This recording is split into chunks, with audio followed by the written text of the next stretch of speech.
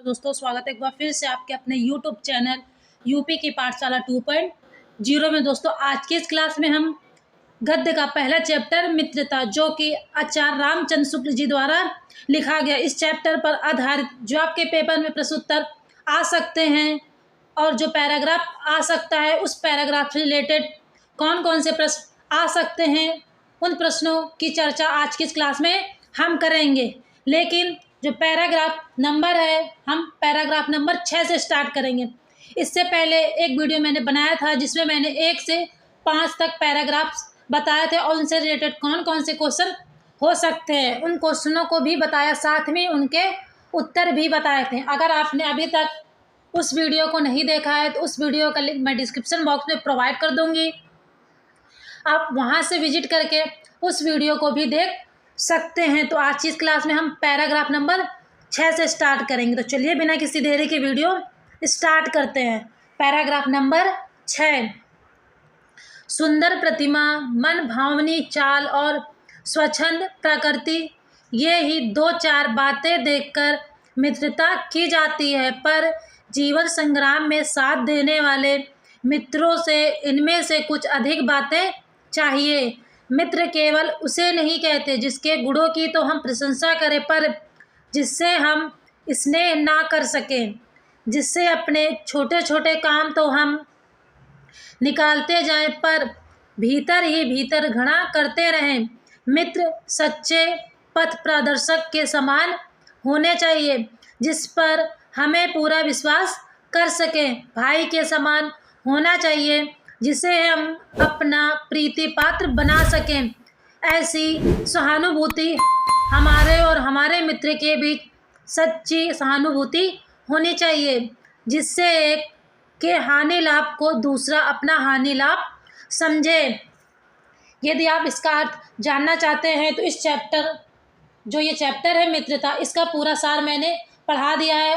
अगर आपने उस वीडियो को भी अभी तक नहीं देखा है तो उस वीडियो का लिंक भी मैं आपको डिस्क्रिप्शन बॉक्स में प्रोवाइड कर दूंगी, आप वहां से विजिट करके उस वीडियो को भी देख सकते हैं। तो इसमें आपको जो कुछ डिफिकल्ट वर्ड दिखे होंगे उन शब्दों के अर्थ हो सकते हैं, क्या हो सकते हैं, जैसे पथ प्रदर्शक का अर्थ है मार्ग दिखाने वाला, प्रीति पात्र का अर्थ है जो प्रेम के योग्य हो, सहानुभूति का अर्थ है दूसरों के सुख दुख में समान अनुभूति करने वाला। अब हम ये देखेंगे इस पैराग्राफ से रिलेटेड कौन कौन से प्रश्न आपके पेपर में आ सकते हैं। तो क्वेश्चन नंबर आ है, प्रस्तुत अवतरण के पाठ और लेखक का नाम लिखिए। पहला क्वेश्चन क्या दिया गया है, प्रस्तुत अवतरण के पाठ और लेखक का नाम लिखिए। तो उत्तर होगा प्रस्तुत अवतरण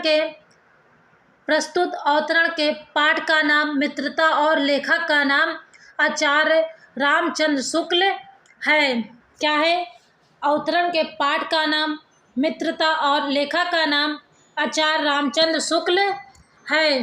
पूछा गया था प्रस्तुत अवतरण के पाठ और लेखक का नाम लिखिए, इसका उत्तर होगा प्रस्तुत अवतरण के पाठ का नाम मित्रता और लेखक का नाम आचार्य रामचंद्र शुक्ल है। अब हम बढ़ते हैं अगले क्वेश्चन नंबर 12 पे। क्या दिया गया है, रेखांकित अंशों की व्याख्या कीजिए। क्वेश्चन क्या है, रेखांकित अंशों की व्याख्या कीजिए। आपको जो ये पैराग्राफ दिया गया है, क्या दिया गया है, जो पैराग्राफ दिया गया है इसी को आपको रेखांकित अंशों की व्याख्या करनी है। तो इसका उत्तर क्या होगा, पहले हेडिंग डालेंगे हम प्रथम रेखांकित अंश की व्याख्या। इसमें आप क्या लिखेंगे वो देखते हैं। शुक्ल जी कहते हैं कि ऐसे व्यक्ति को मित्र नहीं माना जा सकता जो हमारे गुणों की तो प्रशंसा करता हो लेकिन मन में हमसे प्रेम ना रखता हो। ऐसे व्यक्ति को भी मित्र नहीं माना जा सकता है जो समय समय पर अपने छोटे बड़े काम निकाल कर स्वार्थ तो सिद्ध कर अंदर अपने हृदय में हमसे घृणा करता हो, निष्कर्ष रूप में ही लेता है, लेकिन अंदर कहा जा सकता है कि मित्रता का आधार प्रेम स्नेह होना चाहिए। जो पहले हेडिंग थी प्रथम रेखांकित अंश की व्याख्या, इसमें लेखक कहना चाहता है या शुक्ल जी कहना चाहते हैं कि हमें ऐसे व्यक्तियों से मित्र नहीं करनी चाहिए या ऐसे व्यक्ति को मित्र नहीं माना जा सकता है जो हमारे गुणों की तो प्रशंसा करता हो लेकिन मन ही मन हमसे प्रेम ना करके घृणा करता हो, ऐसे व्यक्ति को भी मित्र नहीं माना जा सकता। जो समय समय पर अपने छोटे बड़े काम निकालकर स्वार्थ सिद्ध करता हो और अंदर ही अंदर अपने हृदय में हमसे घृणा करता हो। निष्कर्ष रूप में कहा जा सकता है लेकिन अंतर कहा जा सकता है कि मित्रता का आधार प्रेम स्नेह होना चाहिए। क्या होना चाहिए? मित्रता का आधार प्रेम स्नेह होना चाहिए। तो जो पहली हेडिंग थी, प्रथम रेखांकित अंश की व्याख्या, इस प्रकार आप इसकी व्याख्या लिख सकते हैं। जो यहाँ पे लिखा वो भी, या जो मैंने बताया वो भी आप लिख सकते हैं। अगली हेडिंग होगी द्वितीय रेखांकित अंश की व्याख्या। शुक्ल जी का कहना है कि मित्र के प्रति हृदय में प्रेम होना चाहिए।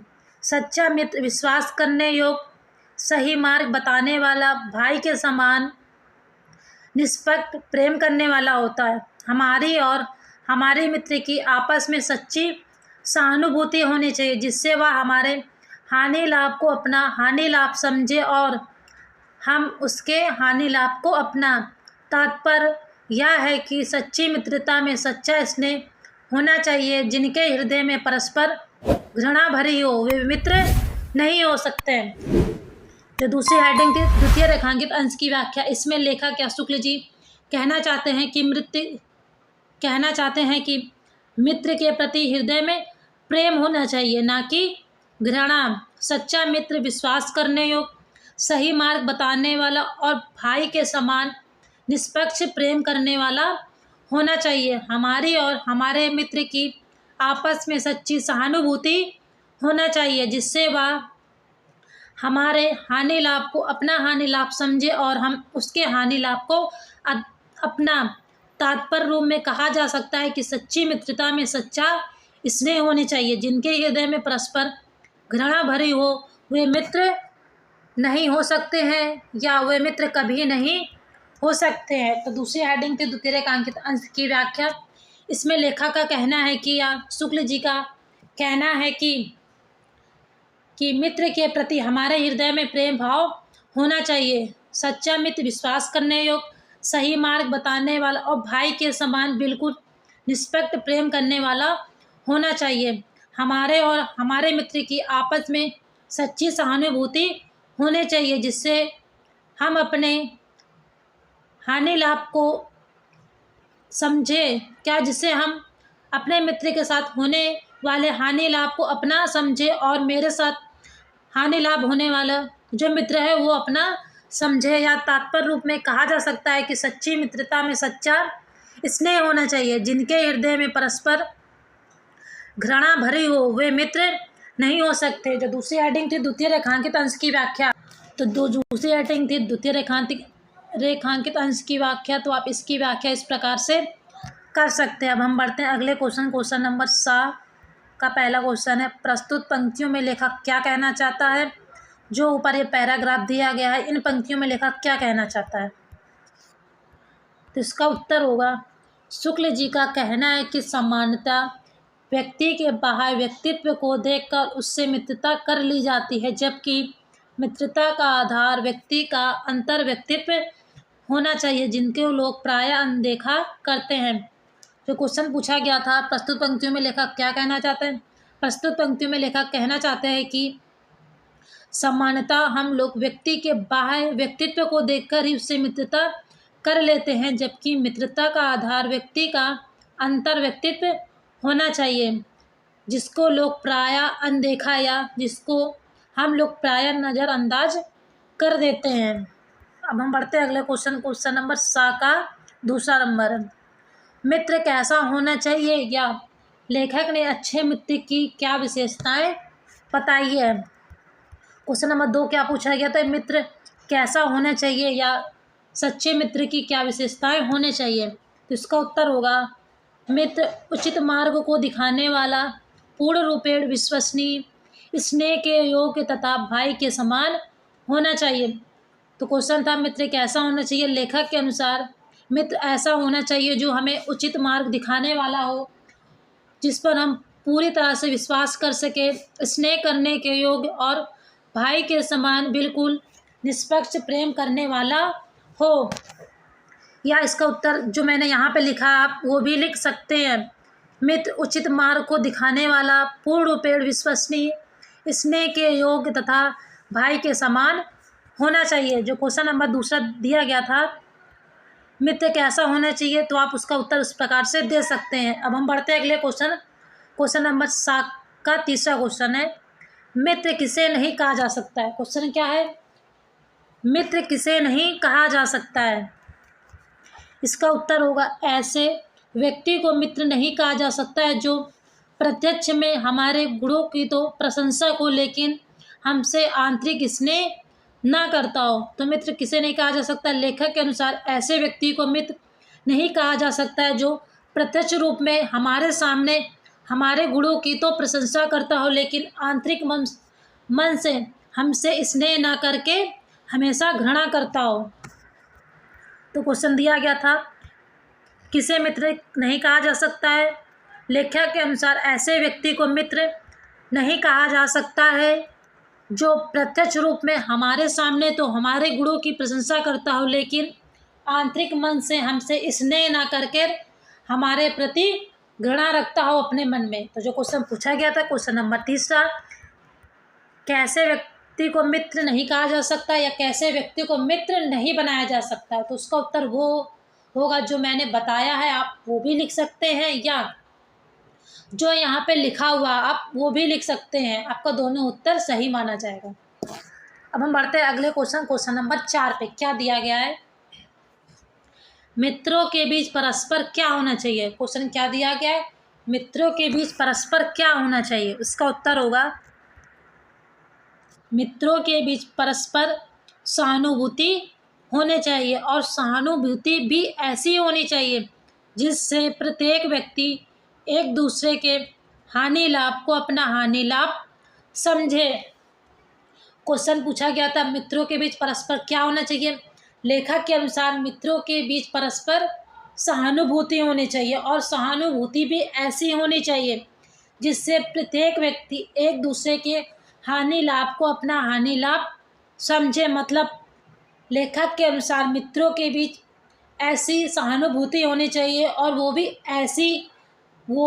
ऐसी सहानुभूति होनी चाहिए जिससे यदि एक व्यक्ति को हानि लाभ हुआ है तो दूसरा व्यक्ति उसे अपना हानि लाभ समझे, या जिससे एक व्यक्ति को एक दूसरे के हानि लाभ को अपना हानि लाभ समझे। जो क्वेश्चन नंबर 4 दिया गया था, मित्रों के बीच परस्पर क्या होनी चाहिए, मित्रों के बीच परस्पर सहानुभूति होनी चाहिए और सहानुभूति भी ऐसी होनी चाहिए जिससे व्यक्ति एक दूसरे के हानि लाभ को अपना हानि लाभ समझे। अर्थात यदि एक के साथ बुरा हुआ है तो वो समझे मेरे साथ भी बुरा हुआ है। ऐसा कब हो सकता है, ऐसा जब हो सकता है जब दोनों मित्रों के बीच क्या हो, परस्पर सहानुभूति हो और ऐसे सहानुभूति हो जिससे वह एक दूसरे को हानि लाभ को अपना हानि लाभ समझे। मतलब एक दूसरे के सुख दुख में समान साथ दे और समान अनुभूति करे। बढ़ते हैं अगले क्वेश्चन नंबर 5 पे।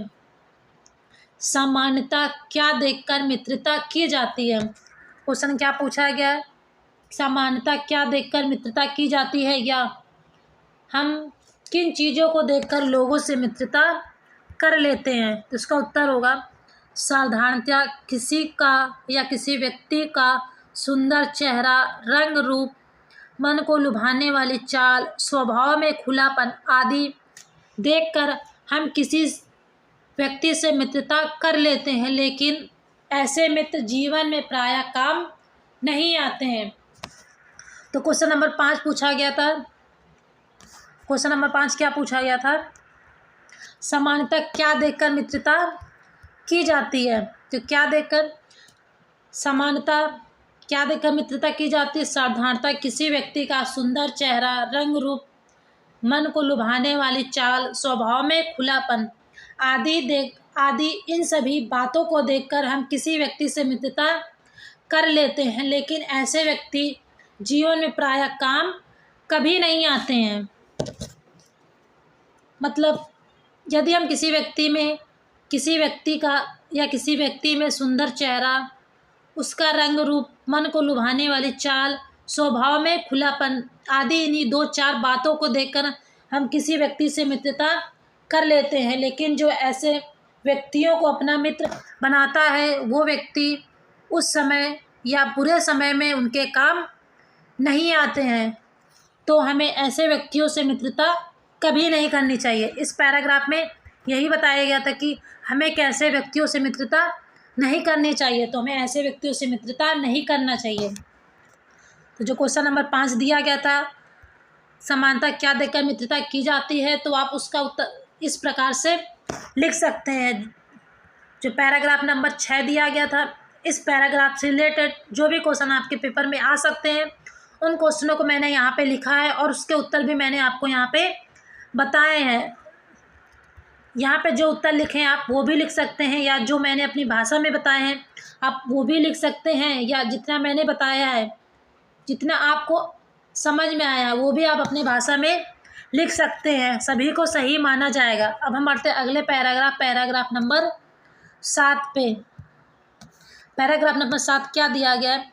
मित्रता के लिए यह आवश्यक नहीं है कि दो मित्र एक ही प्रकार का कार्य करते हों या एक ही रुचि के हों। इसी प्रकार प्रकृति और आचरण की समानता भी आवश्यक या वांछनीय नहीं है।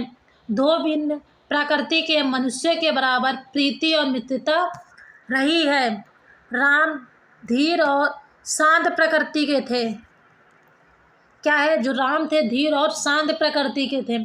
लक्ष्मण उग्र और उद्धत स्वभाव के थे। यहाँ पे उग्र का अर्थ है भयानक और उद्धत का अर्थ है उत्तेजित। पर दोनों भाइयों में अत्यंत प्रागढ़ स्नेह था, यानी बहुत सारा प्रेम था। उदार तथा उच्चाशय कर्ण और लोभी दुर्योधन के स्वभाव में कुछ विशेष समानता न थी। उदार यानी उदार दिल वाला, तथा उच्चाशय का अर्थ है ऊंचे विचारों वाला। पर उन दोनों की मित्रता खूब निभी। जो पैराग्राफ नंबर 7 दिया गया, इस पैराग्राफ से रिलेटेड कौन कौन से क्वेश्चन आ सकते हैं, अब हम उन क्वेश्चनों को देखेंगे। जो पैराग्राफ नंबर 7 दिया है, अगर आप इसका अर्थ जानना चाहते हैं, जैसे कि मैंने आपको वीडियो के स्टार्टिंग में ही बताया, जो चैप्टर है मित्रता, इसका सार मैंने पूरा पढ़ा दिया। उस वीडियो को अगर आपने अभी तक नहीं देखा है तो उस वीडियो का लिंक मैं डिस्क्रिप्शन बॉक्स में प्रोवाइड कर दूंगी। आप वहां से विजिट करके उस वीडियो को देख सकते हैं और उस चैप्टर को पूरा डिटेल में पढ़ सकते हैं। अब हम उन क्वेश्चनों को देखते हैं जो इस पैराग्राफ से रिलेटेड आ सकते हैं आपके पेपर में। तो देखते हैं पहला क्वेश्चन नंबर 8 क्या दिया गया है। प्रस्तुत अवतरण के पाठ और लेखक का नाम लिखिए, तो इसका उत्तर होगा प्रस्तुत अवतरण के पाठ का नाम मित्रता और लेखक का नाम आचार्य रामचंद्र शुक्ल है। बढ़ते हैं अगले क्वेश्चन नंबर 5। रेखांकित अंशों की व्याख्या कीजिए। क्या कीजिए? रेखांकित अंशों की व्याख्या कीजिए। जो ऊपर पैराग्राफ दिया गया है उसी पैराग्राफ की आपको रेखांकित अंशों की व्याख्या करनी है। तो वो कैसे करेंगे अब देखते हैं। तो पहले हेडिंग होगी रेखांकित अंश की व्याख्या। इस व्याख्या में आप क्या लिखेंगे वो देखते हैं। शुक्ल जी कहते हैं कि सच्ची मित्रता के लिए दो व्यक्तियों का स्वभाव का एक सा होना महत्व नहीं रखता है। यदि इसमें महत्व है तो केवल इस बात का कि दोनों व्यक्ति एक दूसरे से कितनी सहानुभूति रखते हैं।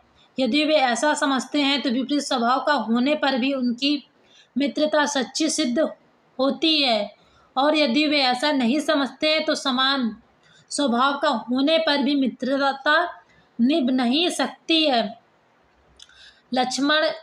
राम लक्ष्मण एवं कर्ण दुर्योधन के दृष्टांत इस स्वभाव के स्पष्ट उदाहरण है। जो पैराग्राफ दिया गया था उसके रेखांकित अंश की व्याख्या क्या है, या इस व्याख्या में लेखक क्या कहना चाहते हैं। शुक्ल जी कहना चाहते हैं कि सच्ची मित्रता के लिए दो व्यक्तियों का स्वभाव एक सा होना कोई महत्व नहीं रखता है। महत्व तो केवल इस बात का है, क्या है? महत्व तो केवल इस बात का है कि दोनों व्यक्ति एक दूसरे के प्रति कितनी सहानुभूति रखते हैं। यदि वे ऐसा समझते हैं कि विपरीत स्वभाव का होने पर भी उनकी मित्रता सच्ची सिद्ध हो सकती है, और यदि वे ऐसा नहीं समझते हैं तो समान स्वभाव होने पर भी उनकी मित्रता नहीं निभाई जा सकती। इसका स्पष्ट उदाहरण उन्होंने इस पैराग्राफ में दिया है, जैसे राम लक्ष्मण और कर्ण, राम लक्ष्मण एवं कर्ण और दुर्योधन। तो उदाहरण में क्या हो सकता है, जैसे कि उन्होंने बताया जो राम है, राम कैसे थे, राम उदत, जिसमें राम थे, राम कैसे उदत स्वभाव के थे, जबकि लक्ष्मण उग्र स्वभाव के थे। इसी प्रकार जो कर्ण थे उदार यानी उदार हृदय वाले थे और दुर्योधन उच्चाशय ऊंचे विचारों वाले थे। तो इस पैराग्राफ में इन्होंने राम लक्ष्मण और कर्ण दुर्योधन का दृष्टांत उदाहरण देकर स्पष्ट किया है कि ये महत्व नहीं रखता है कि जिसे हम मित्र बना रहे कि हम दोनों की जो सोच हो एक जैसी हो, क्या हो, या हम दोनों का जो स्वभाव एक जैसा हो, ये यहाँ पे महत्व नहीं रखता है। महत्व तो केवल इस बात का रखता है कि हम एक दोनों या एक दूसरे के प्रति कितनी सहानुभूति रखते हैं। अगर हम दोनों में विपरीत स्वभाव है तो भी जो मित्रता है निभाई जा सकती है, अगर समान स्वभाव भी है तो भी मित्रता निभाई जा सकती है। महत्व केवल इस बात का है कि हम दोनों एक दूसरे के प्रति कितनी सहानुभूति रखते हैं। तो जो हेडिंग थी रेखांकित अंश की व्याख्या, इसमें लेखक कहना चाहता है या शुक्ल जी कहना चाहते हैं कि सच्ची मित्रता के लिए दो व्यक्तियों का स्वभाव एक जैसा होना चाहिए, ये महत्व नहीं रखता है। महत्व तो केवल इस बात का है कि दोनों व्यक्ति एक दूसरे के प्रति कितनी सहानुभूति रखते हैं। यदि वे ऐसा समझते हैं कि हम दोनों का विपरीत स्वभाव होने पर भी हम अपनी मित्रता जो है सच्ची निभा सकते हैं या सच्ची मित्रता सिद्ध कर सकते हैं, और यदि हम ऐसा मानते हैं या समझते हैं कि समान स्वभाव होने पर भी मित्रता निभाई नहीं जा सकती है, जिसका स्पष्ट उदाहरण उन्होंने राम लक्ष्मण और कर्ण दुर्योधन का दिया है। तो जो क्वेश्चन नंबर पूछा गया था बाहर रेखांकित अंशों की व्याख्या कीजिए, तो हेडिंग थी रेखांकित अंशों की व्याख्या। जो यहाँ पर लिखा है मैंने आपको वो भी बताया, और जो इससे रिलेटेड मैंने कुछ आपको अपनी भाषा में भी बताया, आप वो भी लिख सकते हैं, या जितना मैंने आपको बताया उतना आपको समझ में आया आप वो भी लिख सकते हैं। इन तीनों में से आप कुछ भी लिख सकते हैं, बट सही लिखिएगा। तो अगर आप उन तीनों में से कुछ भी लिखेंगे, जितना आपको समझ में आया आप वो भी लिख सकते हैं, या जितना मैंने बताया वो भी आपको समझ में आया आप वो भी लिख सकते हैं, या जो मैंने यहाँ पे लिखा है आप सेम ये भी लिख सकते हैं। तीनों आपका सही माना जाएगा। तो जो क्वेश्चन नंबर बाद दिया गया तो रेखांकित अंशों की व्याख्या कीजिए, तो आप इसका उत्तर इस प्रकार से दे सकते हैं। अब हम बढ़ते हैं अगले क्वेश्चन नंबर 7 का पहला क्वेश्चन है, प्रस्तुत गद्यांश में लेखक क्या कहना चाहता है। जो क्वेश्चन दिया गया है प्रस्तुत गद्यांश में लेखक क्या कहना चाहता है, जो ऊपर पैराग्राफ दिया गया था उस पैराग्राफ में लेखक क्या कहना चाहता है, तो इसका उत्तर होगा प्रस्तुत गद्यांश में लेखक कहना चाहते हैं कि मित्रता के लिए समान स्वभाव एवं रुचि का होना ही आवश्यक नहीं है। इस बात को उन्होंने दृष्टांत पूर्वक सिद्ध भी किया है कि विपरीत स्वभाव वाले भी मित्र हो सकते हैं। तो क्वेश्चन नंबर 7 का पहला था, प्रस्तुत गद्यांश में लेखक क्या कहना चाहते हैं। प्रस्तुत गद्यांश में लेखक कहना चाहते हैं कि मित्रता के लिए एक सा स्वभाव एवं एक जैसी रुचि का होना आवश्यक नहीं है, जिसका उदाहरण उन्होंने दृष्टांत पूर्वक सिद्ध भी किया है कि परस्पर विपरीत स्वभाव वाले व्यक्ति भी मित्र हो सकते हैं। उदाहरण के रूप में उन्होंने राम लक्ष्मण और कर्ण दुर्योधन का स्पष्ट रूप से उदाहरण दिया है। तो जो क्वेश्चन नंबर 7 का पहला क्या था, प्रस्तुत गद्यांश में लेखक क्या कहना चाहते हैं। प्रस्तुत गद्यांश में लेखक कहना चाहते हैं कि मित्रता के लिए समान स्वभाव एवं रुचि का एक सा होना आवश्यक नहीं है। महत्व तो केवल इस बात का रखता है कि विपरीत स्वभाव वाले व्यक्ति भी मित्र हो सकते हैं। अगर हम दोनों का स्वभाव एक जैसा है तो भी हम मित्र हो सकते हैं। इस बात को उन्होंने दृष्टांत पूर्वक सिद्ध भी किया है। तो जो क्वेश्चन नंबर 7 का पहला था, प्रस्तुत गद्यांश में लेखक क्या कहना चाहता है, तो उसका उत्तर आप उस प्रकार से लिख सकते हैं जो लिखा है, जो यहाँ पे लिखा गया आप सेम ये भी लिख सकते हैं, या जो मैंने बताया आप वो भी लिख सकते हैं। अब हम बढ़ते हैं अगले क्वेश्चन नंबर 2 पे। 7 का क्वेश्चन नंबर दूसरा क्या दिया गया है। जो क्वेश्चन नंबर दूसरा दिया गया, सा का दूसरा क्वेश्चन है, राम लक्ष्मण और कर्ण दुर्योधन के स्नेह और मित्रता के कारणों पर प्रकाश डालिए। क्वेश्चन क्या दिया गया है, राम लक्ष्मण और कर्ण दुर्योधन के स्नेह और मित्रता के कारणों पर प्रकाश डालिए। तो इसका उत्तर आप कैसे लिखेंगे वो देखते हैं हम। राम धैर्यशाली और शांत स्वभाव के थे, जबकि लक्ष्मण उग्र और उत्तेजित स्वभाव वाले, लेकिन स्वभाव की भिन्नता होने पर भी उनमें प्रगाढ़ स्नेह था। इसी प्रकार से कर्ण महान विचारों वाले और दानी थे, जबकि दुर्योधन स्वार्थी तथा लोभी था। फिर भी उन दोनों की मित्रता अटूट ही रही।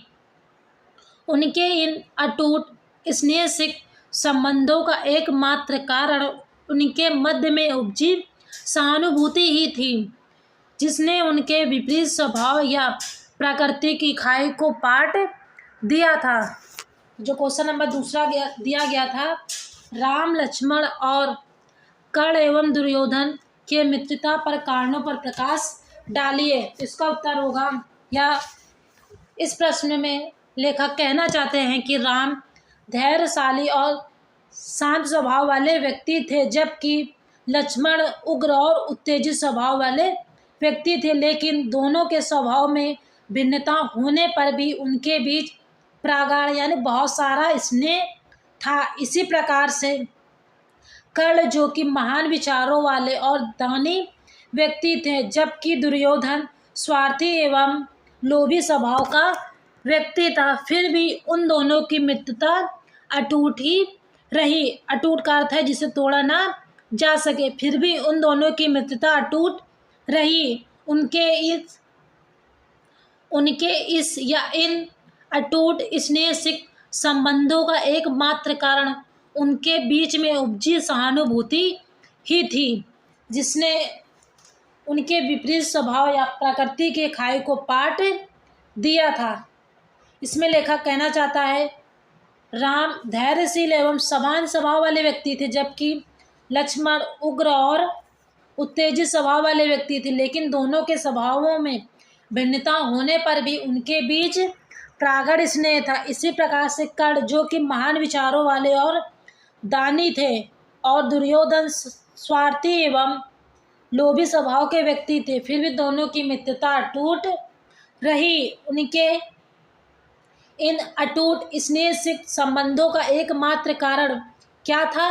उनके मध्य में उपजी सहानुभूति ही थी, जिसने उनके विपरीत स्वभाव या प्रकृति की खाई को पाट दिया था। इसका अर्थ है, यदि व्यक्ति समान या विपरीत स्वभाव के हैं तो भी उनके बीच मित्रता हो सकती है, लेकिन मित्रता का अटूट या स्नेह से संबंधों का एकमात्र केवल कारण क्या हो सकता है? उनके बीच उपजी सहानुभूति। क्या है? उनके बीच उपजी सहानुभूति। अगर उन दोनों के बीच सहानुभूति है, क्या है? अगर उन दोनों के बीच सहानुभूति है, जो मित्र हैं, अगर उन दोनों मित्रों के बीच समान स्वभाव है या विपरीत स्वभाव है, फिर भी उन दोनों की मित्रता निभ सकती है। तो क्या है? मित्रता का एकमात्र कारण या एकमात्र क्या बोल सकते, एकमात्र अटूट कारण क्या हो सकता है? एकमात्र अटूट कारण उनके बीच उपजी सहानुभूति हो सकती है। अगर उन दोनों के बीच सहानुभूति है, अगर वो समान स्वभाव वाले या विपरीत स्वभाव वाले हैं, तो भी मित्र हो सकते हैं और उन दोनों की मित्रता को भी निभाया जा सकता है। तो जो क्वेश्चन नंबर दिया गया था सा का दूसरा, राम लक्ष्मण और कर्ण दुर्योधन के स्नेह और मित्रता के कारणों पर प्रकाश डालिए। तो आप इस प्रकार से इसका उत्तर दे सकते हैं जो यहाँ पे लिखा गया है। आप सेम यही उत्तर लिख सकते हैं, या जो मैंने बताया आप वो भी लिख सकते हैं, या जितना आपको समझ में आया आप वो भी उत्तर यहाँ पे लिख सकते हैं, वो भी सही माना जाएगा। तो जो पैराग्राफ नंबर हमारा 7 दिया गया था, इस पैराग्राफ से रिलेटेड जो भी प्रश्न आपके पेपर में आ सकते हैं, उन प्रश्नों को मैंने यहाँ पे रखा है, और उन प्रश्नों के उत्तर आप कैसे लिख सकते हैं वो भी मैंने आपको बताया है। उन प्रश्नों के उत्तर जो मैंने यहाँ पर दिए हैं, आप वो भी सेम ये लिख सकते हैं, या जो मैंने बताया अपनी भाषा में आप वो भी लिख सकते हैं, या जितना आपको समझ में आया आप वो भी उत्तर लिख सकते हैं। और अगर आप इस पैराग्राफ की हिंदी चाहते हैं तो उस वीडियो का लिंक मैं डिस्क्रिप्शन बॉक्स में प्रोवाइड कर दूँगी, आप वहाँ से विजिट करके इसका पूरा सार पढ़ सकते हैं। अब हम बढ़ते हैं अगले क्वेश्चन नंबर या पैराग्राफ नंबर 8 पे। तो पैराग्राफ नंबर 8 दिया गया है, यह कोई बात नहीं है कि एक ही स्वभाव और रुचि के लोगों की ही मित्रता हो सकती है। समाज में भिन्नता देखकर लोग एक दूसरे की ओर आकर्षित होते हैं। जो गुण हम में नहीं है, हम चाहते हैं कि कोई ऐसा मित्र मिले जिसमें वे गुण हो। चिंताशील मनुष्य प्रफुल्लित चित्त का साथ ढूंढता है। प्रफुल्लित चित्त का अर्थ है प्रसन्नचित्त हृदय वाले व्यक्ति का साथ ढूंढता है। निर्बल का अर्थ है कमजोर। निर्बल बलि को धीर उत्साही का। उच्च आकांक्षा वाला चंद्रगुप्त युक्ति और उपाय के लिए चाणक्य का मुंह ताकता था। नीति विशारद अकबर मन बहलाने के लिए बीरबल की ओर देखता था। जैसा कि अभी आपने यहाँ पे पढ़ा, उच्च आकांक्षा वाला चंद्रगुप्त। तो चंद्रगुप्त कौन है? प्राचीन काल के मध्य का एक शासक था।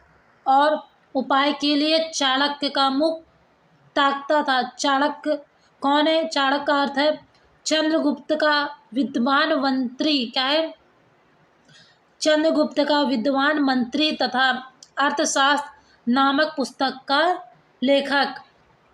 तब हम ये जो पैराग्राफ नंबर 8 दिया गया था, इस पैराग्राफ से रिलेटेड कौन कौन से क्वेश्चंस हो सकते हैं उन प्रश्नों को देखते हैं। तो पहला प्रश्न है प्रश्न नंबर आ, प्रस्तुत अवतरण के पाठ और लेखक का नाम लिखिए। तो सेम वही है जैसा पैराग्राफ नंबर 6 और पैराग्राफ नंबर 7, आपने सेम यही क्वेश्चन उन दोनों पैराग्राफ में भी देखे हैं, तो इसका उत्तर भी सेम वही होगा। तो प्रस्तुत अवतरण के पाठ का नाम मित्रता और लेखक का नाम आचार्य रामचंद्र शुक्ल है। अब हम बढ़ते हैं अगले क्वेश्चन नंबर 12 पे। रेखांकित अंश की व्याख्या कीजिए। जो ऊपर पैराग्राफ दिया गया है आपको इस पैराग्राफ की व्याख्या करनी है। तो कैसे करेंगे वो देखते हैं। तो हेडिंग आप लिखेंगे प्रथम या रेखांकित अंश की व्याख्या। शुक्ल जी कहते हैं कि दोनों व्यक्तियों में मित्रता होने के लिए यह आवश्यक नहीं है कि उनके स्वभाव एक जैसे हों और उनकी रुचियां समान हों, वरन भिन्न स्वभाव के लोगों की भी मित्रता हो सकती है। समाज में व्याप्त भिन्नता को देखकर निर्धन धनी की ओर, निर्बल शक्तिशाली की ओर तथा विनीत नम्र व गंभीर व्यक्ति उत्साही व्यक्ति की ओर आकर्षित होते हैं, जिससे कि उन्हें विपरीत समय में उचित प्रेरणा मिल सके। इसका मूल कारण यही है कि व्यक्ति चाहता है कि जो गुण उसमें नहीं है उसे मित्र के रूप में ऐसा मिलना चाहिए जिससे या जिसमें वे गुण हों। चिंताग्रस्त व्यक्ति प्रफुल्लित चित्त वाले व्यक्ति की तलाश में रहता है, जिससे कि वह भी कुछ समय के लिए चिंता मुक्त हो जाए। तो जो दूसरा क्वेश्चन था रेखांकित अंशों की व्याख्या कीजिए। तो पहले आपको क्या करना है, आपको हेडिंग लिखनी है प्रथम रेखांकित अंश की व्याख्या। अब आपको क्या लिखना है वो देखते हैं। तो शुक्ल जी कहते हैं कि मित्रता होने के लिए दोनों व्यक्तियों के बीच यह आवश्यक नहीं है कि दोनों व्यक्तियों के स्वभाव एक जैसे हों और उनकी रुचियां भी एक समान हो, वरन विभिन्न या भिन्न स्वभाव वाले लोगों के बीच मित्रता हो सकती है। समाज में व्याप्त भिन्नता को देखकर व्यक्ति क्या है, समाज में व्याप्त भिन्नता को देखकर निर्धन व्यक्ति धनी की ओर, निर्बल व्यक्ति शक्तिशाली की ओर तथा विनीत व्यक्ति नम्र व गंभीर उत्साही व्यक्ति की ओर आकर्षित होते हैं, जिससे कि उन्हें विपरीत समय में उचित प्रेरणा मिल सके। इसका मूल कारण यही है कि व्यक्ति यह चाहता है कि जो गुण उसके अंदर नहीं है उसे वे गुण उसे अपने मित्र के रूप में मिलना चाहिए, जिससे वे गुण हो। क्या है, व्यक्ति यह चाहता है कि जो गुण उसके अंदर नहीं है उसे वे गुण अपने मित्र के रूप में मिले, चिंताग्रस्त यानी जो व्यक्ति चिंता में ग्रस्त है यानी चिंता में लीन है, उस व्यक्ति को प्रफुल्लित चित्त वाले व्यक्ति की तलाश में रहता है। प्रफुल्लित चित्त यानी प्रशंसित करने वाला व्यक्ति की तलाश में रहता है, जिससे कि वह कुछ समय के लिए चिंता मुक्त हो जाए। तो जो क्वेश्चन नंबर बाद दिया गया था रेखांकित अंशों की व्याख्या, तो इसमें लेखक कहना चाहता है कि मित्रता होने के लिए यह आवश्यक नहीं है कि क्या है, मित्रता होने के लिए दोनों व्यक्तियों के बीच होना आवश्यक नहीं है कि दोनों के स्वभाव एक जैसे हों और दोनों व्यक्ति एक ही समान रुचियां रखते हों, वरन भिन्न स्वभाव वाले लोगों के बीच भी मित्रता हो सकती है। लेकिन समाज में व्याप्त भिन्नता को देखकर निर्धन व्यक्ति धनी की ओर, निर्बल व्यक्ति शक्तिशाली की ओर तथा विनीत व्यक्ति नम्र व गंभीर वाले क्या है तथा विनीत व्यक्ति नम्र व गंभीर उत्साही व्यक्ति की ओर आकर्षित होते हैं, जिससे कि क्या होता है, जिससे कि वह चाहता है कि हम विपरीत समय में उचित प्रेरणा प्राप्त कर सके या हमें विपरीत समय में उचित प्रेरणा मिल सके। इसका मूल कारण यही हो सकता है कि व्यक्ति यह चाहता है जो गुण उसके अंदर नहीं है उसे वे गुण अपने मित्र के रूप में मिलना चाहिए। ठीक उसी प्रकार चिंताग्रस्त व्यक्ति प्रफुल्लित चित्त वाले व्यक्ति की तलाश में रहता है। वह चाहता है कि कुछ समय के लिए वह भी चिंता मुक्त हो जाए। तो जो क्वेश्चन नंबर बाद दिया गया था रेखांकित अंशों की व्याख्या कीजिए। आपको क्या करना है, सबसे पहले आपको रेखांकित अंशों की व्याख्या की हेडिंग डालनी है। फिर जो यहाँ पे ये लिखा है आप वो भी लिख सकते हैं, या जो मैंने बताया अपनी भाषा में आप वो भी लिख सकते हैं, या जितना मैंने बताया उतना आपको समझ में आया वो भी आप लिख सकते हैं, वो भी यहाँ पे सही माना जाएगा। तो आप जो क्वेश्चन नंबर बाद दिया गया तो रेखांकित अंशों की व्याख्या कीजिए, तो आप उसका उत्तर इस प्रकार से दे सकते हैं। क्या कर सकते हैं, तो आप इसका उत्तर इस प्रकार से दे सकते हैं। अब हम बढ़ते हैं अगले क्वेश्चन नंबर 7 का पहला है, क्या देखकर व्यक्ति एक दूसरे की ओर आकर्षित होते हैं, उदाहरण समझाइए। क्वेश्चन नंबर 7 का पहला है, किन चीज़ों को देखकर व्यक्ति एक दूसरे की ओर आकर्षित होते हैं, उदाहरण सहित समझाइए। तो इसका उत्तर होगा क्या देखकर, भिन्नता को देखकर व्यक्ति एक दूसरे की ओर आकर्षित होते हैं। आशय यह है कि व्यक्ति में जो गुण नहीं होते हैं उन्हें जब वह दूसरे व्यक्ति में देखता है तो उसकी ओर आकर्षित होता है। जैसे चंद्रगुप्त अपने विद्वान मंत्री चाणक्य की ओर तथा अकबर मनोरंजन के लिए बीरबल की ओर देखता था। तो जो क्वेश्चन दिया गया था, क्या देखकर व्यक्ति एक दूसरे की ओर आकर्षित होते हैं, उदाहरण से समझाइए। तो क्या देखकर व्यक्ति दूसरे व्यक्ति में भिन्नता को देखकर उसकी ओर आकर्षित होता है। इसका अर्थ है या इसका तात्पर्य है कि वह व्यक्ति सोचता है जो गुण हमारे अंदर नहीं है वो गुण उसे दूसरे व्यक्ति के अंदर दिखाई देते हैं, या वे गुण उसे दूसरे व्यक्ति की ओर देखकर उसे मिलते हैं। तो इन्हीं सब चीज़ों को देखकर वह व्यक्ति दूसरे व्यक्ति की ओर आकर्षित होता है। जैसे चंद्रगुप्त मौर्य अपने विद्वान मंत्री चाणक्य की ओर तथा अकबर मनोरंजन के लिए बीरबल की ओर देखकर आकर्षित होते थे। जो क्वेश्चन दिया गया था, क्या देखकर व्यक्ति एक दूसरे की ओर आकर्षित होते हैं, व्यक्ति भिन्नता को देखकर एक दूसरे की ओर आकर्षित होते हैं क्योंकि वे सोचते हैं जो गुण हमारे अंदर नहीं है वे गुण उन्हें दूसरे व्यक्ति में मिलेंगे। क्या होंगे, वे गुण उन्हें दूसरे व्यक्ति में मिलेंगे। तो इन्हीं गुणों को देखकर एक व्यक्ति दूसरे व्यक्ति की ओर आकर्षित होते हैं। जैसे चाणक्य अपने विद्वान मंत्री चाणक्य की ओर देखकर उनकी ओर आकर्षित हुए तथा अकबर मनोरंजन के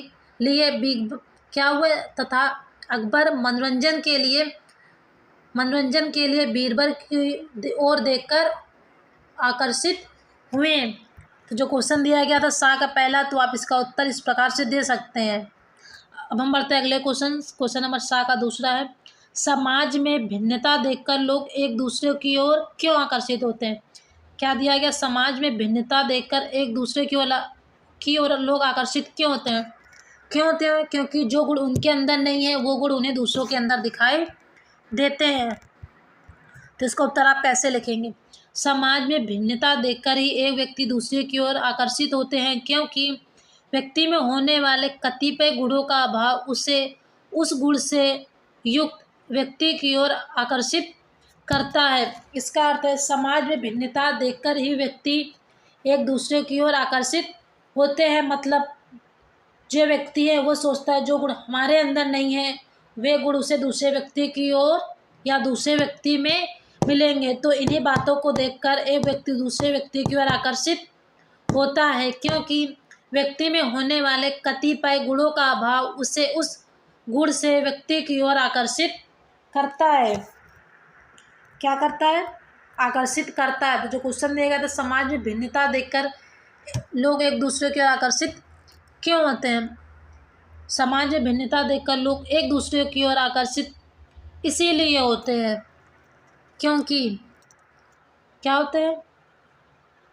इसीलिए आकर्षित होते हैं क्योंकि वे जानते हैं जो गुण हम में नहीं है वे गुण उन्हें अपने मित्र के रूप में दूसरे व्यक्ति में मिलेंगे। इन्हीं बातों को देखकर एक व्यक्ति दूसरे व्यक्ति की ओर आकर्षित होता है। तो जो पैराग्राफ नंबर 8 दिया गया था, इस पैराग्राफ से रिलेटेड कौन कौन से क्वेश्चन आ सकते हैं उन क्वेश्चनों को मैंने यहाँ पे लिखा है। साथ ही उन जो यहाँ पे प्रश्न दिए गए उन प्रश्नों के भी उत्तर मैंने आपको यहाँ पे बताए हैं। जो यहाँ पे प्रश्न दिए गए थे उनके उत्तर जो मैंने आपको यहाँ पे बताया है और जो यहाँ पे लिखे हैं आप सेम ये भी लिख सकते हैं, या जो मैंने अपनी भाषा में बताया है आप वो भी लिख सकते हैं, या जितना आपको समझ में आया है आप वो भी लिख सकते हैं। सभी को सही माना जाएगा। अब हम बढ़ते हैं अगले पैराग्राफ नंबर 8 पे, पैराग्राफ नंबर 9 पे। पैराग्राफ नंबर 9 क्या दिया गया? मित्र का कर्तव्य इस प्रकार बताया गया है, उच्च और महान कार्य में इस प्रकार सहायता देना, मन बढ़ाना और साहस दिलाना कि तुम अपने निज की सामर्थ्य से बाहर काम कर जाओ। यह कर्तव्य उसी से पूरा होगा जो दृढ़ चित्त और सत्य संकल्प का हो। इससे हमें ऐसे ही मित्रों की खोज में रहना चाहिए जिनमें हमें अधिक आत्मबल हो। हमें उनका पल्ला उसी तरह पकड़ना चाहिए जिस तरह सुग्रीव ने राम का पल्ला पकड़ा था। मित्र को प्रतिष्ठित और शुद्ध हृदय के हों, मृदुल और पुरुषार्थी हों, शिष्ट और सत्यनिष्ठ हों, जिससे हम अपने को उनके भरोसे पर छोड़ सकें और यह विश्वास कर सकें कि उनसे किसी प्रकार का धोखा ना होगा। यहाँ पे जैसे आपको एक वर्ड मिला निज की सामर्थ्य से। निज का अर्थ है अपनी, सामर्थ्य का अर्थ है शक्ति, और जैसे कि आपने यहाँ पे पढ़ा जिस तरह सुग्रीव ने राम का पल्ला पकड़ा था अर्थात सहारा लिया था। अब हम ये देखेंगे इस पैराग्राफ से रिलेटेड कौन कौन से क्वेश्चन आ सकते हैं। और हाँ, जो पैराग्राफ नंबर 9 दिया गया, अगर आप इसका अर्थ जानना चाहते हैं तो जैसे कि मैंने आपको पहले बताया उस वीडियो का लिंक मैं आपको डिस्क्रिप्शन बॉक्स में प्रोवाइड कर दूंगी। आप वहाँ से विजिट करके उस चैप्टर का पूरा सार पढ़ सकते हैं। मैंने हर पैराग्राफ को वहाँ पे बताया है और उसका अर्थ भी मैंने बताया है, तो आप उस वीडियो पर विजिट करके इस चैप्टर का पूरा सार या अर्थ पढ़ सकते हैं। तो अब हम उन क्वेश्चनों को देखते हैं कौन कौन से क्वेश्चन आ सकते हैं। आप ये देख सकते हैं जो पैराग्राफ नंबर 9 दिया गया है किस किस सन में आया गया है, जैसे 2012 में, 14 में और 18 में, ये 3 सनों में ये पैराग्राफ आ चुका है। अब हम प्रश्नों को देखते हैं कौन कौन से प्रश्न हो सकते हैं। प्रस्तुत अवतरण का संदर्भ लिखिए। क्या लिखा है? प्रस्तुत अवतरण का संदर्भ लिखिए। तो आप इसका उत्तर किस प्रकार से देंगे वो देखते हैं। तो जो क्वेश्चन नंबर दिया गया था आ नंबर क्या है? प्रस्तुत अवतरण का संदर्भ लिखिए। तो इसका उत्तर होगा प्रस्तुत अवतरण हमारी पाठ्य पुस्तक हिंदी के गद्य खंड में संकलित मित्रता नामक पाठ से अवतरित है, जिसके लेखक क्या है? जिसके लेखक आचार्य रामचंद्र शुक्ल जी हैं। मैं फिर से बता देती हूँ उसका उत्तर आप क्या लिखेंगे। प्रस्तुत अवतरण हमारी पाठ्य पुस्तक हिंदी के गद्य खंड में संकलित मित्रता नामक पाठ से अवतरित है, जिसके लेखक आचार्य रामचंद्र शुक्ल जी हैं। तो जो पहला क्वेश्चन दिया गया था आ नंबर प्रस्तुत अवतरण का संदर्भ लिखिए। तो आप इसका उत्तर इस प्रकार से लिख सकते हैं। अब हम बढ़ते हैं अगले क्वेश्चन नंबर 12। रेखांकित अंशों की व्याख्या कीजिए। क्या कीजिए? रेखांकित अंशों की व्याख्या कीजिए। ये जो पैराग्राफ आपको ऊपर दिया गया था, इस पैराग्राफ को अब आपको व्याख्या करनी, क्या करनी है? व्याख्या करनी इस पैराग्राफ की। तो जो क्वेश्चन नंबर 12 है, पहले आप क्या करेंगे? पहले आप हेडिंग डालेंगे प्रथम रेखांकित अंश की व्याख्या। हेडिंग क्या होगी? प्रथम रेखांकित अंश की व्याख्या। अब क्या है? प्रथम रेखांकित अंश की व्याख्या। आप इस व्याख्या में क्या लिखेंगे वो देखते हैं। शुक्ल जी कहते हैं कि सच्चा मित्र वही है जो आवश्यकता पड़ने पर अपनी शक्ति और सामर्थ्य से भी कहीं अधिक मित्र की सहायता कर सके। मित्र का कर्तव्य है कि वह मित्र के विपदग्रस्त होने पर उसकी इस प्रकार सहायता करे कि उसका साहस और उत्साह बना रहे। विपदग्रस्त यानी बुरी परिस्थितियों में होने पर इस प्रकार उसकी सहायता करे कि उसका साहस और उत्साह बना रहे। वह अपने को नितांत यानी अकेला समझकर निराश ना हो, वरन उसका मनोबल बढ़ाए यानी उसका उत्साह बढ़ाए या बनाए रहे। इस प्रकार से सहायता करने पर वह अपनी शक्ति से भी कई गुना बड़े कार्य सरलता से कर लेगा। तो जो पहला पैराग्राफ था उसकी हेडिंग थी प्रथम रेखांकित अंश की व्याख्या। इस व्याख्या में लेखक कहना चाहता है या शुक्ल जी कहना चाहते हैं कि सच्चा मित्र वही होता है जो आवश्यकता पड़ने पर अपनी शक्ति और सामर्थ्य से कहीं अधिक मित्र की सहायता कर सके, और मित्र का कर्तव्य यह है कि वह मित्र के विपदग्रस्त यानी बुरी परिस्थिति आने पर उसकी सहायता इस प्रकार से करे कि उसका साहस और उत्साह बना रहे, और वह अपने आप को नितांत यानी अकेला ना समझकर ना निराश हो और अकेले ना समझकर निराश हो और ना ही उसका मनोबल टूटे। क्या है? अकेला ना समझकर निराश हो वरन ना उसका मनोबल टूटे। इस प्रकार से सहायता करने पर वह अपनी शक्ति से भी कई गुना बड़े कार्य सरलता से कर लेगा। मतलब जो हेडिंग थी प्रथम रेखांकित अंश की व्याख्या, इसे आप अपनी भाषा में कैसे लिख सकते हैं वो मैं आपको बताती हूँ। तो आपको पहले क्या करना है? पहले हेडिंग डालनी है प्रथम रेखांकित अंश की व्याख्या। अब आप क्या लिखेंगे वो देखते हैं। शुक्ल जी कहना चाहते हैं कि सच्चा मित्र वही हो सकता है जो आवश्यकता पड़ने पर, क्या करने पर? आवश्यकता पड़ने पर अपनी सामर्थ्य और शक्ति से भी अधिक मित्रता की सहायता कर सके। तो क्या है? अपनी शक्ति और सामर्थ्य से भी कहीं अधिक मित्र की सहायता कर सके, और मित्र का कर्तव्य यह होता है कि वह अपने मित्र के विपदग्रस्त होने पर भी उसकी सहायता इस प्रकार से करे कि उसका साहस और उत्साह बना रहे। वह अपने आप को अकेला न समझकर निराश हो वरन उसका मनोबल बनाए रखे, मतलब उसका मनोबल टूटने ना दे। इस प्रकार से सहायता करने पर वह अपनी शक्ति से भी अधिक कई गुना बड़े कार्य को सरलता से कर लेगा। तो जो प्रथम रेखांकित अंश की व्याख्या थी, आप इस प्रकार से इस पैराग्राफ में लिख सकते हैं। अब हम आगे बढ़ते हैं तो अगली हेडिंग होगी द्वितीय रेखांकित अंश की व्याख्या। इसमें लेखक क्या कहना चाहते हैं? शुक्ल जी कहते हैं कि मित्र के महान कार्यों में सहायता देने, उत्साहित करने जैसे कर्तव्यों का निर्वाह वही व्यक्ति कर सकता है जो स्वयं दृढ़ संकल्प या दृढ़ विचारों वाला, सत्य संकल्पों वाला होता है। अतः मित्र बनाते समय हमें ऐसे व्यक्ति को खोजना चाहिए जिसमें हमसे बहुत अधिक साहस एवं आत्मबल विद्वान हो। तो अब दूसरी हेडिंग क्या डालेंगे? द्वितीय रेखांकित अंश की व्याख्या। तो शुक्ल जी कहना चाहते हैं कि हमें ऐसे व्यक्तियों को मित्र बनाना चाहिए जो हमारे महान कार्यों में हमें सहायता देने, उत्साहित करने और क्या करने? हमारे महान कार्यों में सहायता देने और उत्साहित करने का कार्य करे, और कर्तव्यों का निर्वाह ऐसा व्यक्ति ही कर सकता है जो स्वयं दृढ़ विचारों वाला और सत्य संकल्पों वाला हो। अतः हमें मित्र बनाते समय ऐसे व्यक्तियों की खोज करनी चाहिए जिसमें हमसे अधिक साहस और आत्मबल विद्वान हो। अब आप इसे अपने भाषा में कैसे लिखेंगे वो देखते हैं। कैसे लिखेंगे? शुक्ल जी का कहना है कि क्या है? शुक्ल जी का कहना है कि महान कार्यों में सहायता देने, उत्साहित करने और कर्तव्यों का निर्वाह करने वाला ऐसा व्यक्ति वही हो सकता है जो स्वयं दृढ़ विचारों वाला, सत्य संकल्पों वाला होता है। और क्या है? जो व्यक्ति स्वयं दृढ़ विचारों वाला और सत्य संकल्पों वाला हो। अतः हमें अपने मित्र बनाते समय इस बात का ध्यान रखना चाहिए।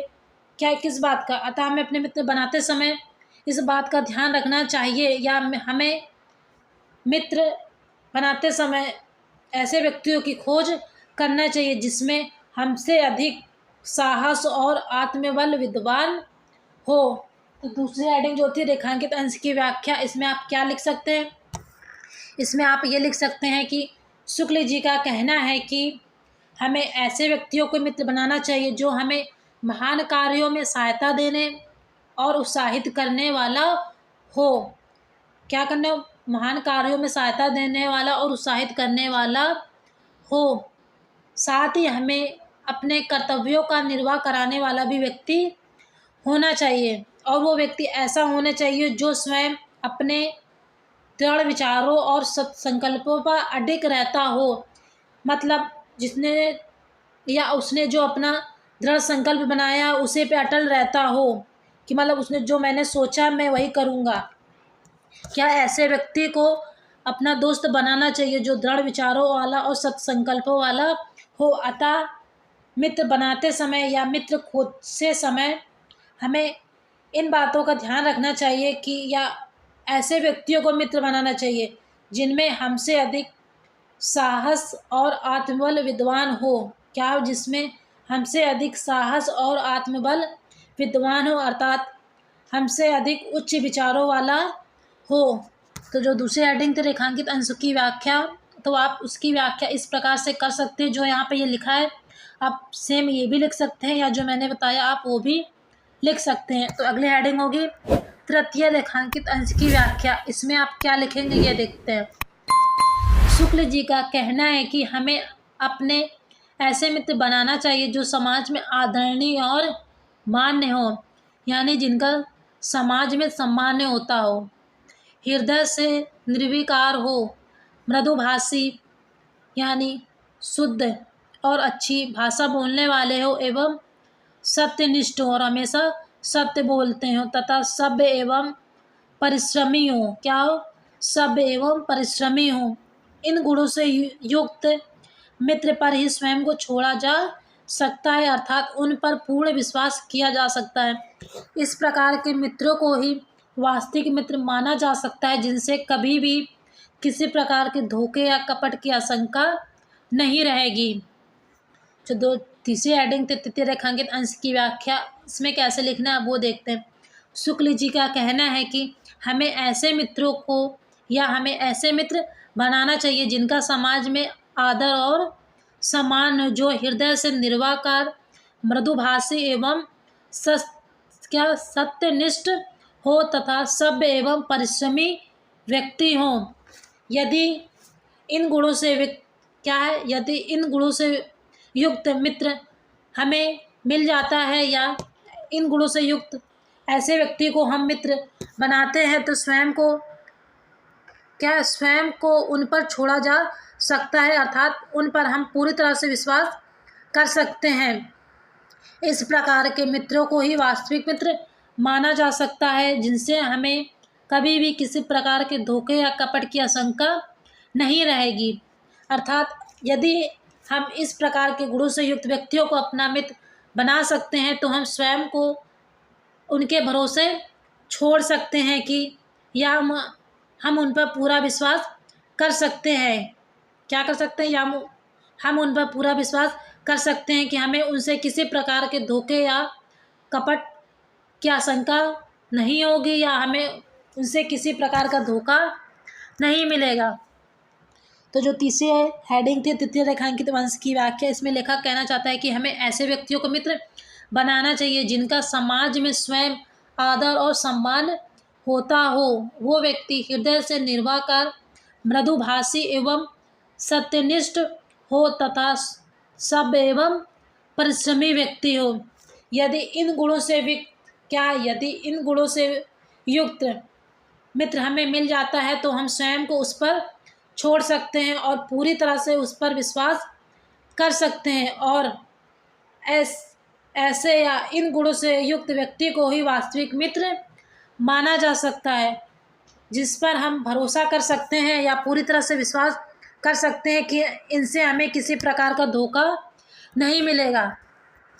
तो जो दूसरा क्वेश्चन था, क्वेश्चन क्या दिया गया था, रेखांकित अंश की व्याख्या, तो आप इसकी व्याख्या 3 पैराग्राफ में कर सकते हैं। लेकिन कब अगर आप के पेपर में सेम यही पूरा पैराग्राफ आता है, कहाँ से, मृत का कर्तव्य डैश डैश से किसी प्रकार का धोखा ना होगा, तो आप जैसे कि मैंने प्रथम रेखांकित अंश की व्याख्या, द्वितीय रेखांकित अंश की व्याख्या और तृतीय रेखांकित अंश की व्याख्या आप इस प्रकार से हेडिंग डाल के भी लिख सकते हैं। अलग अलग पैराग्राफ में क्या कर सकते हैं, इन तीनों हेडिंगों को डालकर सेम इसी तरह से लिख सकते हैं। जो यहाँ पे लिखा है सेम वो भी, या जो मैंने अपनी भाषा में बताया है वो भी, या जितना आपको समझ में आया आप वो भी लिख सकते हैं रेखांकित अंशों की व्याख्या में। तो जो क्वेश्चन था रेखांकित अंशों की व्याख्या कीजिए, तो आप इसका उत्तर इस प्रकार से दे सकते हैं। अब हम बढ़ते हैं अगले क्वेश्चन नंबर 7 का पहला, मित्र के कौन से कर्तव्य बताए गए हैं। क्या है, जो ये ऊपर पैराग्राफ दिया गया है इसमें मित्र के कौन से कर्तव्य बताए गए हैं, तो इसका उत्तर होगा मित्र के कर्तव्य हैं उचित और श्रेष्ठ कार्य में मित्र की सहायता करना, उसके उत्साह और साहस को इस प्रकार बढ़ाना कि वह अपनी सामर्थ्य से अधिक काम कर सके। मतलब मित्र का कर्तव्य है कि जब हम उचित और श्रेष्ठ कार्य कर रहे हैं तो वह हमें पूरी तरह से उसमें सहायता करे, हमारा उत्साह और साहस इस प्रकार बढ़ाए कि हम अपनी सामर्थ्य यानी हम अपनी क्षमता से इतना अधिक काम कर पाए जितना कि हमने सोचा नहीं था। क्या था, मित्र क्या है, जो पैराग्राफ दिया गया इसमें मित्र का कर्तव्य बताया गया है कि हम इस प्रकार उचित और श्रेष्ठ कार्य क्या करें। यदि हम उचित और श्रेष्ठ कार्य कर रहे हैं तो हमारे मित्र की सहायता हमें इस प्रकार से करनी चाहिए कि हम उसका उत्साह और साहस इस प्रकार बढ़ाएं कि वह अपनी सामर्थ्य यानी अपनी क्षमता से अधिक इतना काम कर जाए जितना कि उसने सोचा नहीं था। तो जो क्वेश्चन दिया गया 7 का पहला इसमें पूछा गया था मित्र के कौन से कर्तव्य बताए गए हैं, तो इसका उत्तर होगा मित्र के कर्तव्य है उचित और श्रेष्ठ कार्य में मित्र की सहायता करना, उसके साहस और उत्साह को इस प्रकार बढ़ाना कि वह अपनी सामर्थ्य से अधिक काम कर सके। तो जो क्वेश्चन नंबर 7 का पहला क्वेश्चन दिया गया था आप इसका उत्तर इस प्रकार से दे सकते हैं। अब हम बढ़ते हैं अगले क्वेश्चन 7 का दूसरा है, मित्र किस प्रकार के होने चाहिए। क्या है, मित्र किस प्रकार के होने चाहिए, तो किस प्रकार के मित्र होने चाहिए, हमारे मित्र इस प्रकार के होने चाहिए जो समाज में आदरणीय हो, शुद्ध हृदय के हो, मृदुभाषी हो, परिश्रमी हो, सभ्य हो और सत्यवादी हो।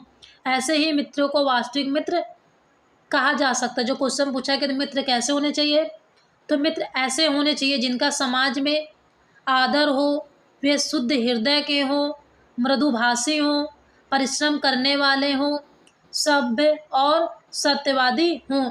यदि हमारे मित्र ऐसे हैं तो ऐसे मित्रों को ही वास्तविक मित्र कहा जा सकता है या ऐसे मित्रों को ही वास्तविक मित्र माना जा सकता है। जो क्वेश्चन दिया गया था क्वेश्चन नंबर दूसरा, किस प्रकार के मित्र होने चाहिए, तो उस प्रकार के मित्र होना चाहिए जैसा कि मैंने आपको बताया गया है, तो आप इसका उत्तर उस प्रकार से लिख सकते हैं। अब हम बढ़ते हैं अगले क्वेश्चन नंबर 7 का तीसरा, गद्यांश में प्रयुक्त मुहावरों का अर्थ लिखकर वाक्य में लिखिए। क्या, गद्यांश में प्रयुक्त मुहावरों का अर्थ लिखकर वाक्य में प्रयोग कीजिए। क्या है, इसमें इस पैराग्राफ में कुछ मुहावरों का प्रयोग किया गया है। तो आपको जो क्वेश्चन दिया गया था क्वेश्चन नंबर तीसरा, इसमें जो गद्यांश दिया गया है या पैराग्राफ दिया गया इसमें प्रयुक्त कुछ मुहावरे दिए गए, तो आपको उनका अर्थ लिखना है। तो उसका उत्तर होगा जैसे कि मन बढ़ाना। मन बढ़ाना का अर्थ है उत्साहित करना। क्या करना, उत्साहित करना। जैसे जामवंत ने हनुमान का मन इस प्रकार बढ़ाया कि वे समुद्र लांघ कर लंका जाने के लिए तैयार हो गए। क्या हो गए? मन बढ़ाना। क्या है? मन बढ़ाना। जैसा कि आपने इस पैराग्राफ में देखा, उच्च और महान कार्य में इस प्रकार सहायता देना, मन बढ़ाना और साहस दिलाना। क्या है? एक मुहावरा यहाँ पे क्या दिया गया? मन बढ़ाना, और दूसरा है साहस दिलाना। तो मन बढ़ाने का अर्थ है क्या? मन बढ़ाने का अर्थ उत्साहित करना।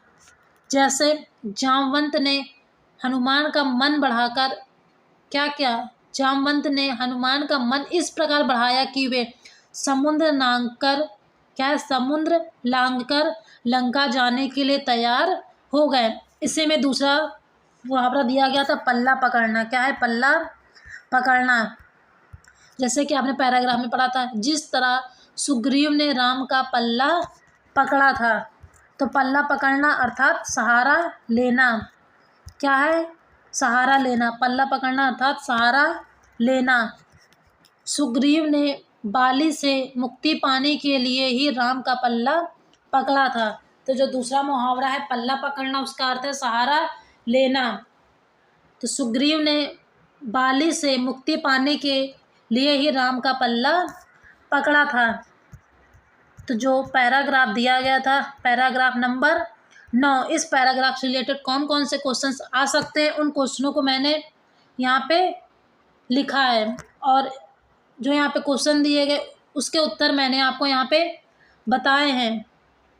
तो आप जो यहाँ पे उत्तर लिखे गए सेम यही लिख सकते हैं, या जो मैंने बताया वो भी लिख सकते हैं, या जितना आपको समझ में आया आप उसको भी लिख सकते हैं। क्या कर सकते हैं? उसको भी लिख सकते हैं।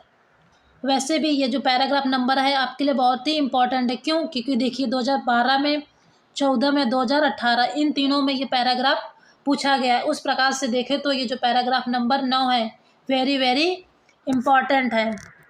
तो हम बढ़ते हैं अगले क्वेश्चन या अगले पैराग्राफ नंबर 10 में। क्या है? पैराग्राफ नंबर 10 में क्या दिया गया? Paragraph number 10। अगर आपको क्लास पसंद आ रही है तो वीडियो को लाइक करिए और ज़्यादा से ज़्यादा अपने यार दोस्तों के साथ शेयर करिए, क्योंकि जैसे आप क्लास को अटेंड कर रहे हैं तो वो भी इस क्लास को अटेंड कर सकें। तो जो हम देखते हैं पैराग्राफ नंबर 10 क्या दिया गया है, उनके लिए फूल पत्तियों में कोई सौंदर्य नहीं, झरनों के कलकल में मधुर संगीत नहीं, अनंत सागर तरंगों में गंभीर रहस्यों का आभास नहीं, उनके भाग्य में सच्चे प्रयत्न और पुरुषार्थ का आनंद नहीं, उनके भाग्य में सच्ची प्रीति का सुख और कोमल हृदय की शांति नहीं, जिनकी आत्मा वाले इंद्र विषयों में ही लिप्त है, जिनका हृदय निचासियों क्या है? निचासियों और कुसित विचारों से कुलसित है, ऐसे नशामुख प्राणियों को दिन दिन अंधकार में क्या है? दिन दिन अंधकार में पतित होते देख कौन ऐसा होगा जो तरस न खाएगा? ऐसे प्राणियों का साथ न करना चाहिए। तो जो पैराग्राफ नंबर 10 दिया था, अगर आप इसका अर्थ जानना चाहते हैं तो उस वीडियो का लिंक मैं डिस्क्रिप्शन बॉक्स में प्रोवाइड कर दूंगी, आप वहाँ से विजिट करके इसका अर्थ पढ़ सकते हैं। अब हम ये देखते हैं, इस पैराग्राफ में आपको कुछ कठिन शब्द मिलेंगे। जैसे इंद्र विषयों, इसका अर्थ है भोग विलासियों। दूसरा है निचासियों अर्थात नीचे विचारों वाला। कुत्सित का अर्थ है बुरे, कुलुषित काले और मैले विचारों वाला। नसोमुख नस की ओर या नाश की ओर प्रवृत्त। क्या है? नासोमुख नाश की ओर प्रवृत्त, पतित होते यानी गिरते हुए देखना। अब हम ये देखेंगे इस पैराग्राफ से रिलेटेड कौन कौन से क्वेश्चंस हो सकते हैं। तो पहला क्वेश्चन ये आया। पहला क्वेश्चन क्या है? आ नंबर, प्रस्तुत अवतरण के पाठ और लेखक का नाम लिखिए। तो इसका उत्तर होगा प्रस्तुत अवतरण के पाठ का नाम मित्रता और लेखक का नाम आचार्य रामचंद्र शुक्ल है। अब तो आपको जो क्वेश्चन नंबर पहला दिया गया तो अब तो आपको ये पूरी तरह से बिल्कुल याद ही हो गया होगा। क्या होगा? पूरी तरह से अब तो पहला क्वेश्चन जो दिया गया है याद हो चुका होगा, क्योंकि यही क्वेश्चन मैंने आपको पैराग्राफ नंबर 6, 7, 8, 9 क्या है 4 पैराग्राफ में बताया। सेम देखिए वही क्वेश्चन है क्वेश्चन नंबर 10 में। तो क्या है, जो पहला क्वेश्चन नंबर आ दिया गया है ये तो अब आपको पूरी तरह से याद हो चुका होगा। तो हम बढ़ते हैं अगले क्वेश्चन नंबर 12 से। रेखांकित अंशों की व्याख्या कीजिए। जो पैराग्राफ आपको ऊपर दिया गया है उस पैराग्राफ की आपको व्याख्या करनी। तो कैसे करेंगे वो देखते हैं। तो आपको हेडिंग डालनी है प्रथम रेखांकित अंश की व्याख्या। इसमें क्या लिखेंगे, शुक्ल जी का कहना है कि जो आचरणहीन यानी जिनके अंदर आचरण ना हो और हृदयहीन, जिनके अंदर हृदयहीन का आप ये नहीं समझ, जिनके अंदर हृदय ना हो यानी जो हृदय से प्रेम ना करते हो, हृदयहीन व्यक्ति प्रकृति का सौंदर्य नहीं ले सकते हैं, जिनके लिए फूलों की सुंदरता और झरनों की कलकल ध्वनि का कोई महत्व नहीं है, जिन्हें सागर में उठती लहरों का गंभीर रहस्य का ज्ञान नहीं है, ऐसे लोग मित्र बनाने योग्य नहीं होते। जो लोग परिश्रम करने में आनंद का अनुभव नहीं करते, जिनके हृदय में प्रेम भाव नहीं होती, जिनका मन सदा अशांत रहता है, ऐसे लोग भी मित्रता के योग्य नहीं होते हैं। तो पहले आपको क्या करना है, आपको पहले हेडिंग डालने प्रथम रेखांकित अंश की व्याख्या। तो इसमें आपको क्या लिखना है, शुक्ल जी कहना चाहते हैं या शुक्ल जी कहना चाहते हैं जो व्यक्ति आचरणहीन अर्थात जिसके अंदर आचरण ना हो और हृदयहीन, क्या हो, आचरणहीन और हृदयहीन हो, ऐसे व्यक्ति प्रकृति के सौंदर्य का आनंद कभी नहीं ले सकते हैं, क्योंकि जिनके लिए फूलों की सुंदरता और झरनों की कलकल ध्वनि का कोई महत्व नहीं है और जिनके लिए सागर में उठती लहरों का गंभीर रहस्य का कोई महत्व नहीं है ना, या सागर में उठती लहरों का गंभीर रहस्य क्या है उन्हें उसका ज्ञान नहीं है, ऐसे लोग मित्र बनाने के बिल्कुल योग्य नहीं हैं या ऐसे मित्र बिल्कुल बनाने के काबिल नहीं हैं। जो लोग परिश्रम करने में आनंद का अनुभव नहीं करते हैं, मतलब जो लोग चाहते हैं कि हम कुछ ना करें लेकिन मेरे पास सब कुछ आ जाए, जो लोग अर्थात वो लोग बिना परिश्रम करते ही क्या है, बिना परिश्रम के बिना ही सब कुछ पाना चाहते हैं, तो ऐसा व्यक्ति आनंद का अनुभव कैसे कर सकता है, क्योंकि उसके हृदय में ना ही प्रेम भाव होगा और जो उसका मन होगा सदा अशांत रहेगा। तो ऐसे व्यक्तियों को मित्रता नहीं करनी चाहिए, ना ऐसे व्यक्ति मित्र बनाने के योग्य रहते हैं। तो जो पहला पैराग्राफ था प्रथम रेखांकित अंश की व्याख्या, इसमें आप क्या लिख सकते हैं, शुक्ल जी का कहना है कि जो व्यक्ति आचरणहीन और हृदयहीन वाले व्यक्ति होते हैं उनके लिए प्रकृति का सौंदर्य का कोई महत्व नहीं होता है, क्योंकि उनके लिए फूलों की सुंदरता और झरनों की कलकल का ध्वनि का कोई महत्व नहीं है और ना ही सागर में उठती लहरों का गंभीर रहस्य क्या है उन्हें यहाँ तक कि उसका भी ज्ञान नहीं है। तो ऐसे लोग मित्र बनाने के योग्य नहीं हैं, क्योंकि जो लोग परिश्रम करने में आनंद का अनुभव नहीं करते हैं और ना ही उनके हृदय में प्रेम भाव है और जिनका मन सदा अशांत रहता है, तो ऐसे व्यक्तियों को मित्र कभी बनाना नहीं क्या है, तो ऐसे व्यक्तियों को कभी मित्र नहीं बनाना चाहिए या ऐसे व्यक्ति कभी भी मित्र बनाने योग्य नहीं रहते हैं। तो जो हेडिंग थे प्रथम रेखांकित अंश की व्याख्या, तो आप जो पैराग्राफ दिया गया था उस व्याख्या का अर्थ इस प्रकार से लिख सकते हैं, किस हेडिंग में, प्रथम रेखांकित अंश की व्याख्या में। अब हम बढ़ते हैं इसी में, दूसरी हेडिंग होगी द्वितीय रेखांकित अंश की व्याख्या। इसमें आप क्या लिखेंगे वो देखते हैं। शुक्ल जी का कहना है कि जो लोग केवल इंद्र सुखियों की इच्छा करते, किसकी, इंद्र सुख की इच्छा करते हैं और उसी की प्राप्ति के लिए प्रयत्नशील है, जिनके हृदय गंदे और घृणित भावों से भरे हुए हैं, ऐसे लोग गंदे और निम्न कोटि के विचारों का कारण सतत यानी लगातार विनाश की ओर बढ़ रहे होते हैं और अंततः अज्ञान के गर्त में गिरकर नष्ट हो जाते हैं। गर्त यानी गड्ढे में गिरकर नष्ट हो जाते हैं। इस प्रकार के लोगों का दिन प्रतिदिन यानी रोज रोज पतन यानी उनका जो मस्तिष्क है, क्या जो उनके दिमाग में बातें चल रही, इससे क्या उनका जो माइंड है वो क्या घिस रहा है यानी कम हो रहा है, उसने उनके सोचने समझने की जो है शक्ति वो कम हो रही है। इसी प्रकार से क्या इस प्रकार के लोगों का दिन प्रतिदिन पतन हो रहा है, जिससे देखकर सभी को जिसे देखकर सभी को दया ही आती है। ऐसे पतन की ओर अग्रसर लोगों से कदापि यानी कभी भी मित्रता नहीं करनी चाहिए। तो जो दूसरा पैराग्राफ दिया गया था इसमें आप क्या लिख सकते हैं, इसमें आप ये लिख सकते हैं, पहले तो आपको हेडिंग डालने होगी द्वितीय रेखांकित अंश की व्याख्या। अब इसमें आप क्या लिखेंगे वो देखते हैं। शुक्ल जी का कहना है या शुक्ल जी कहना चाहते हैं कि जो लोग केवल इंद्र शक्तियों से सुख प्राप्त करना चाहते हैं और उसी की प्राप्ति के लिए प्रयत्नशील हैं और जिनका हृदय गंदे विचारों और घृणित भावों से भरा हुआ है और जिनकी सोच गंदे और निम्न कोटि के विचारों की है, तो ऐसे लोग सतत यानी लगातार विनाश की ओर बढ़ रहे होते हैं और अंततः अज्ञान के रास्ते में गिरकर या अज्ञान के गड्ढे में गिरकर क्या करते हैं, अज्ञान के गड्ढे में गिरकर नष्ट हो जाते हैं और ऐसे लोगों का दिन प्रतिदिन पतन होता जाता है, जिसे देखकर सभी को दया आ जाती है या उन पर दया ऐसा उन्हें करते हुए देखकर उन पर दया आ जाती है। ऐसे लोगों की ओर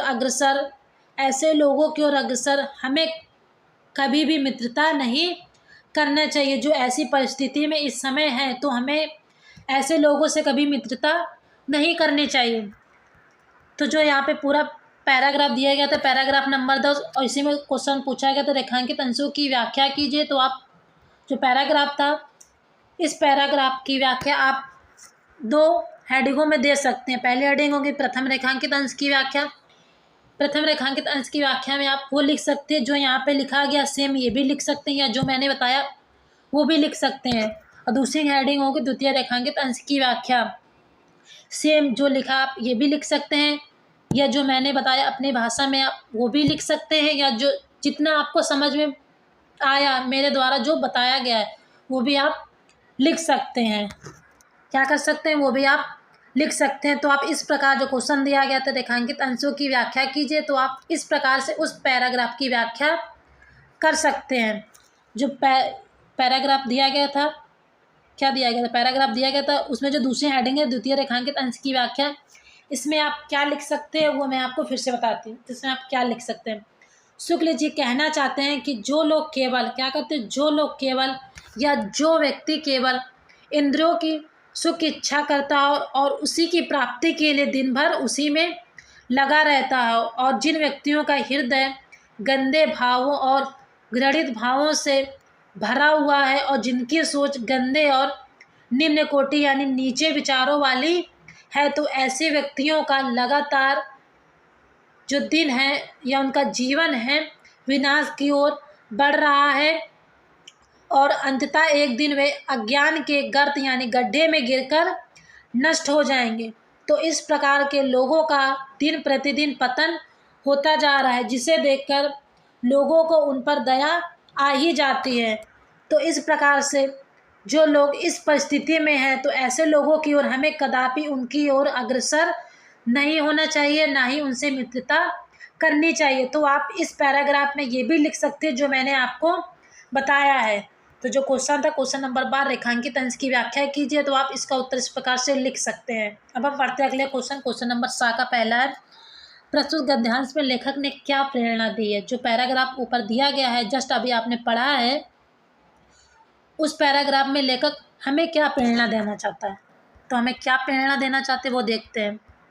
तो लेखक हमें क्या प्रेरणा देना चाहता है, लेखक ने बुरी संगति से बचने की प्रेरणा देते हुए कहा है कि कुत्सित विचारों वाले यानी बुरे विचारों वाले व्यक्तियों से कभी मित्रता नहीं करनी चाहिए, क्योंकि ऐसे लोग स्वयं तो पतित होते हैं यानी स्वयं तो नष्ट होते ही हैं और दूसरे के पतन का भी कारण बनते हैं, यानी उनके स्वयं के विचार तो गंदे और निम्न कोटि वाले तो होते हैं। साथ ही जिस व्यक्ति ने उनके साथ मित्रता की है तो क्या किए, जिस व्यक्ति ने उस व्यक्ति के साथ मित्रता की है तो भी वो खुद तो जो व्यक्ति है नष्ट होता जा रहा है, साथ में उस दूसरे व्यक्ति को भी अपने साथ लेकर जा रहा है। तो इस पैराग्राफ में लेखक हमने क्या, जो हमारा क्वेश्चन दिया गया था, इस पैराग्राफ में हमें लेखक ने क्या प्रेरणा दी है। तो इस पैराग्राफ में हमें लेखक ने यह प्रेरणा दी है कि हमें बुरी संगति वाले लोगों से बचना चाहिए, क्योंकि बुरे यानी कुचित विचारों वाले व्यक्तियों से हमें मित्रता कभी नहीं करनी चाहिए, ना ही उनके साथ हमें कभी रहना चाहिए, क्योंकि उन लोगों के विचार स्वयं तो पतित होते ही हैं, साथ है वे हमें यानी हमारे विचारों को भी पतित कर देते हैं। अर्थात वे लोग स्वयं तो पतित यानी नष्ट तो होते ही रहते हैं, साथ ही हमें भी अपने नष्ट का कारण बनाते हैं। तो हमें ऐसे लोगों से यानी ऐसे बुरी संगति वाले लोगों से बचने की प्रेरणा लेखक इस पैराग्राफ या इस गद्यांश में देना चाहता है। जो क्वेश्चन था क्वेश्चन नंबर 7 का पहला, तो आप इस प्रकार से इसका उत्तर दे सकते हैं। अब दूसरा क्वेश्चन क्या पूछा गया, कौन पत्तियों के सौंदर्य को क्या है, कौन पत्तियों के सौंदर्य से लोग फूल झरनों में संगीत का, सागर लहरों में रहस्यों का आभास नहीं कर पाते। क्वेश्चन क्या दिया गया, कौन पत्तियों में क्या है, कौन पत्तियों में या पत्तियों में सौंदर्य से फूल का, झरनों में संगीत का और सागर में रहे रहस्यों का आभास नहीं कर पाते। कौन व्यक्ति होते हैं जो इन चीज़ों का आनंद नहीं ले पाते हैं? कैसे व्यक्ति होते हैं वो? कैसे व्यक्ति? जिन व्यक्तियों के मन मस्तिष्क भोग विलास में विलुप्त हों। किसमें? भोग विलास में विलुप्त हों। जिनका हृदय निम्न स्त्री विचारों से भरा हुआ यानी नीच विचारों से, यानी जिनके विचार नीचे हों, उनका हृदय उससे भरा हुआ हो, ऐसे व्यक्तियों को फूल पत्तियों में सौंदर्य का, झरनों में सुमधुर यानी सुंदर मधुर संगीत का और सागर लहरों में रहस्यों का आभास कभी नहीं होगा। तो कौन कौन व्यक्ति हो सकते हैं? कौन कौन से व्यक्ति हो सकते हैं? ये ऐसे व्यक्ति हो सकते हैं जिनके मन मस्तिष्क भोग विलास में हमेशा विलिप्त रहते हो या लिप्त रहते हैं, और जिनका हृदय निम्न स्तरीय यानी नीचे विचारों वाले भावों से भरा हुआ हो। ऐसे व्यक्तियों को कभी भी फूल पत्तियों के सौंदर्य का, झरनों में सुमधुर संगीत का और सागर लहरों में रहस्यों का आभास कभी नहीं अपने जीवन में हो सकता है। ना ही वे इन चीज़ों का कभी आभास अपने जीवन में कर सकते, ना ही इनका पता लगा सकते और ना ही इसका आनंद ले सकते हैं। तो जो ऐसे व्यक्ति होते हैं इन चीज़ों का आनंद अपने जीवन में कभी नहीं ले सकते हैं। तो जो क्वेश्चन दिया गया था क्वेश्चन नंबर 7 का दूसरा, कौन व्यक्ति होते हैं जो पत्तियों में सौंदर्य के फूल का, झरनों में संगीत का और सागर में तरंगों में रहस्यों का भाव नहीं होता है?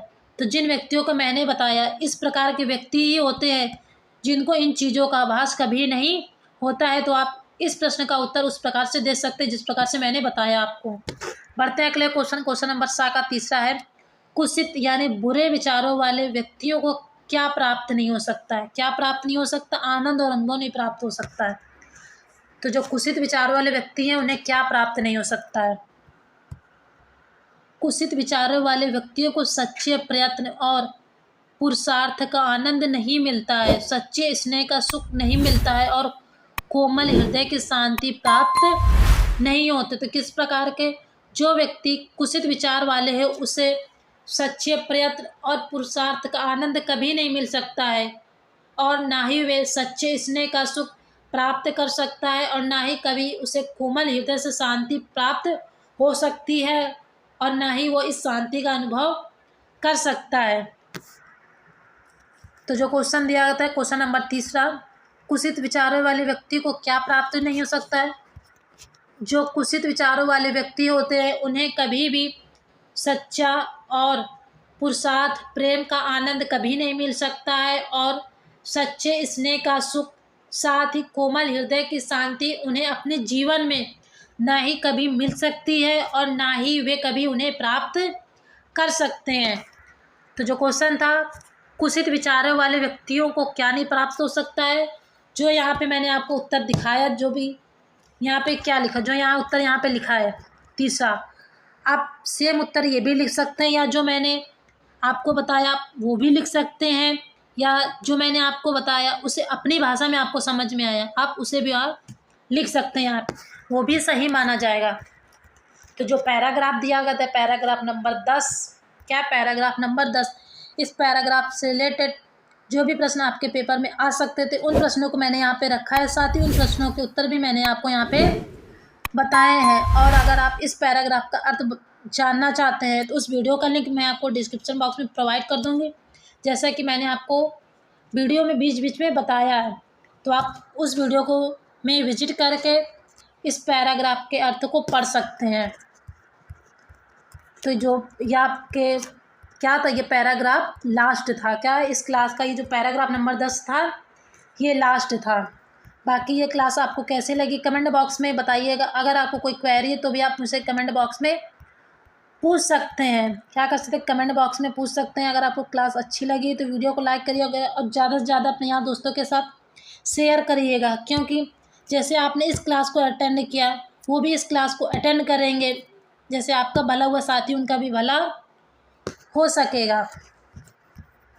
फिर जैसे कि मैंने आपको बताया यहाँ पे जितना लिखा हुआ है मैंने आपको वो भी बताया, और कुछ मैंने आपको अपनी भाषा में बताया, आप वो भी लिख सकते हैं, या जितना मैंने आपको बताया उतना आपको समझ में आया वो भी आप अपनी भाषा में लिख सकते हैं। वो भी सही माना जाएगा। क्या होगा, वो भी सही माना जाएगा। इससे पहले की जो वीडियो है उसमें मैंने 1 से 5 तक के पैराग्राफ बताए थे। उस पैराग्राफ से रिलेटेड जो भी प्रश्न आपके पेपर में आ सकते हैं तो उस प्रश्नों को भी मैंने उस वीडियो में बताया है। तो उस वीडियो का भी लिंक भी मैं आपको डिस्क्रिप्शन बॉक्स में प्रोवाइड कर दूंगा। आप वहाँ से विजिट करके उस वीडियो को भी देख सकते हैं। अगर आप लोगों को इसकी PDF चाहिए तो आपको इसकी PDF मेरे टेलीग्राम चैनल पर मिल जाएगी, जिसका लिंक मैं आपको डिस्क्रिप्शन बॉक्स में प्रोवाइड कर दूंगा। आप वहाँ से विजिट करके इस PDF को देख सकते हैं। साथ ही इस चैनल पे आपको साथ ही इस चैनल पे मैंने जो गद्य में जितने भी लेखक है उन सभी का जीवन परिचय मैंने पढ़ा दिया। अगर आपने उस वीडियो को अभी नहीं देखा है तो उन सभी वीडियो का लिंक भी मैं आपको डिस्क्रिप्शन बॉक्स में प्रोवाइड कर दूंगी। अगर आपको उन सभी की PDF चाहिए तो उन सभी की PDF भी आपको मेरे टेलीग्राम चैनल पर मिल जाएगी। उसका लिंक मैं आपको जैसे कि मैंने बताया डिस्क्रिप्शन बॉक्स में प्रोवाइड कर दूंगा। आप वहाँ से विजिट करके उन सभी की PDF को भी देख सकते हैं। और कवि क्या है, पद्य के जितने भी कवि है उन सभी का भी मैंने क्या किया, उन सभी का भी मैंने जीवन परिचय पढ़ा दिया है। अगर आपने उन सभी वीडियो को भी नहीं देखा है तो उन सभी वीडियो का लिंक भी मैं आपको डिस्क्रिप्शन बॉक्स में प्रोवाइड कर दूंगी। आप वहाँ से विजिट करके उस वीडियो को भी देख सकते हैं।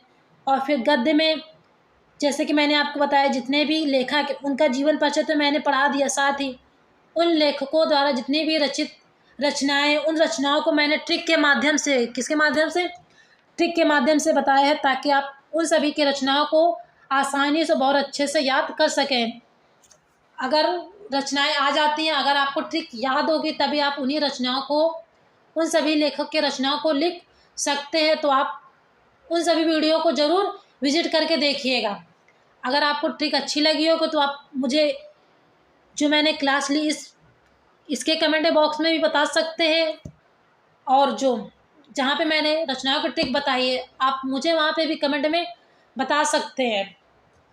क्या कर सकते हैं, वहाँ पे मुझे भी आप कमेंट बॉक्स में बता सकते हैं। तो अगर आप, जैसा कि मैंने आपको बताया, क्लास पसंद आई तो वीडियो को लाइक करिएगा और ज़्यादा से ज़्यादा अपने यहाँ दोस्तों के साथ शेयर करिएगा। तो मिलते हैं नेक्स्ट वीडियो में ऐसे ही नए टॉपिक और नए ट्रिक के साथ, जैसे कि मैं रचनाओं में बोलती हूँ। तो मिलते हैं नेक्स्ट वीडियो में। तब तक के लिए जय हिंद।